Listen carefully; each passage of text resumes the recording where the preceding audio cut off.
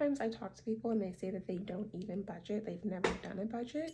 Personally, this is something I do, like I said, every time. So I can't imagine not telling my money where to go, giving every dollar a name, as Dave Ramsey says. So let's get into it. All right, so zero-based budgeting is not necessarily leaving you with nothing, but it is taking your income and then minusing all your expenses and then including your spending money or what you plan to buy in those expenses until you get to zero. So what I'm going to do is just do a sample budget. What I do first is just go through all expenses that I would have for the month. Let's just say that you are someone who pays rent and that rent comes out to $800 a month. And let's say that you looked at your monthly bank statement last month and you saw that you spent $400 on groceries. So you're gonna take that again, assuming that you'll spend the same amount on groceries this month. You would just take that amount and put it into your budget. So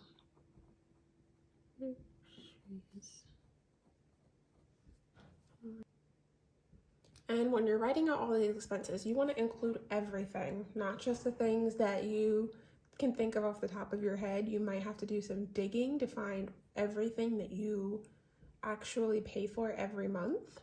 So that's going to include your Netflix. It's getting pretty expensive these days.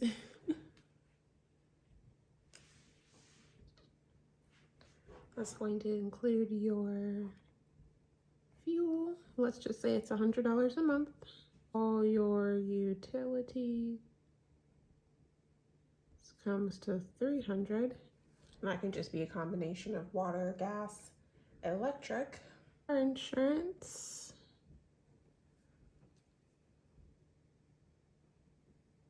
Which comes to $90. Cable bill.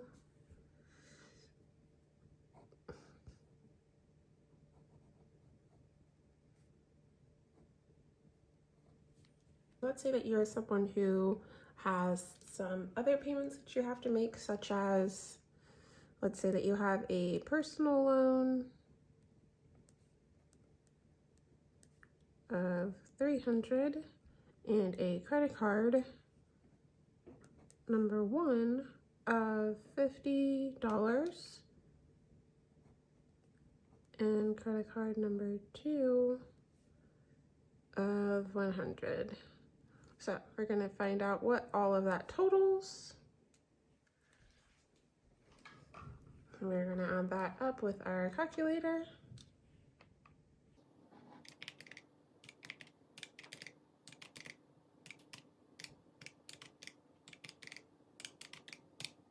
Brings you to about $23.10. Income is $3,000 a month. So with this bringing you to $23.10, typically what I would do is say, okay, our remainder is coming to about $700.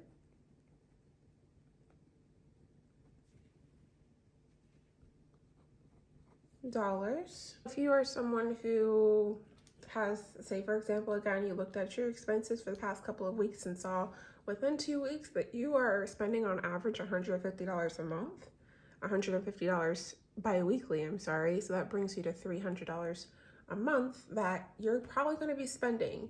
So what I would do is just basically cut all expenses in half and put them aside if you get paid bi-weekly. So with rent, you're going to be putting aside $400, groceries, you're going to put aside $200, and just leave that so that way whenever it's time to pay all your bills at the end of the month, the money is already there. So taking away $300, spending will leave you with $400. And so typically what you would do with this extra $400 is decide where is it going to go, because you don't want to just leave it in your account. That leaves you open for unnecessary spending. If this were my budgeting for the month, most likely what I would do is put money aside to save. So we could save that multiple different ways. Let's just say that you are putting money aside for your kids' clothing fund. You know they're going to be needing clothes again soon, and you put $100 for the kids. And then you are putting $100 towards your tax bill that you know is going to be coming up soon. And let's say that your car registration is coming up soon and you want to put aside money for that. And then last but not least, let's say that your car is going to be needing some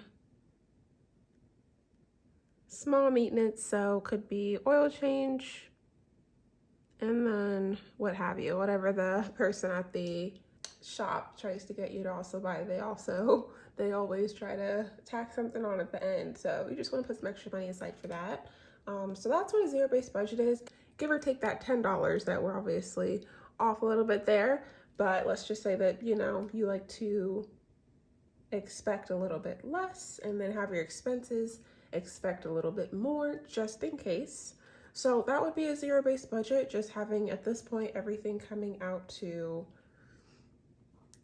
there's an extra zero, everything coming out to basically zero. And in this case, you already have your money set aside for spending. And so following your budget, that is basically what you would do for that month.